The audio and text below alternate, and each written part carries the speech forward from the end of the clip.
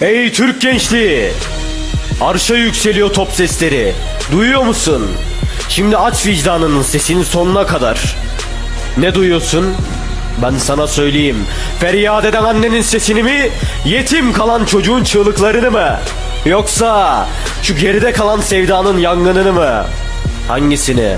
Sakın susturma vicdanını. Dinle. Mehmetçik göğe yükseliyorken sen onun için açtın mı ellerini semaya? Durma o zaman, aç ellerini semaya. Başla sen de duaya. Bir tarafa bırakalım sadece 5 dakika. 5 dakika dertlerimizi. Dökülen gözyaşlarımızı salalım okyanuslara. Salalım ki kuru bulsun askerim. Kuru bulsun askerim. Ona bakan her yüzü. Sadece 5 dakika açalım ellerimizi Rabbimize. Edelim duamızı. 5 dakika.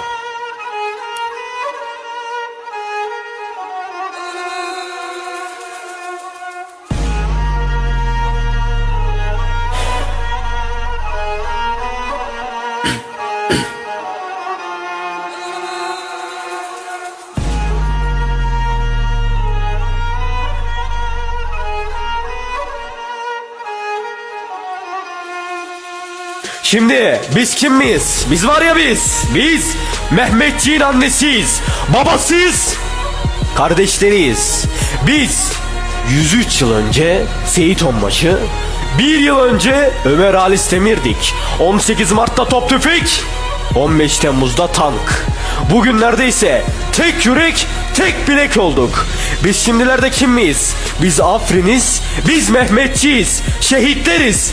Biz Türkiye'yiz. Biz var ya biz Müslümanız. Biz vicdanız. Ya siz uluyan köpekler.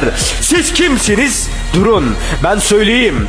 Siz yetim kalan çocuğun çığlığı, anaların gözyaşı.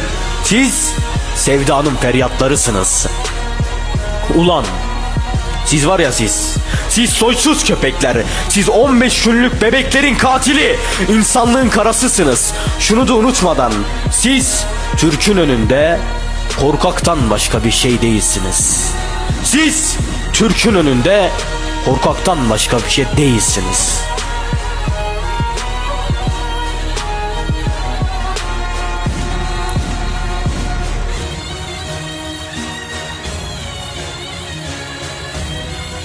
Başta da dediğim gibi sağda solda sosyal hesaplarınızda, platformlarda reklam yapacağınıza, prim yapacağınıza sadece 5 dakika açalım elimize Rabbimizi, duanızı edin.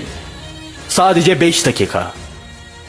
Prim yapmayın, reklam yapmayın, açın elinize Rabbinizi, duanızı edin.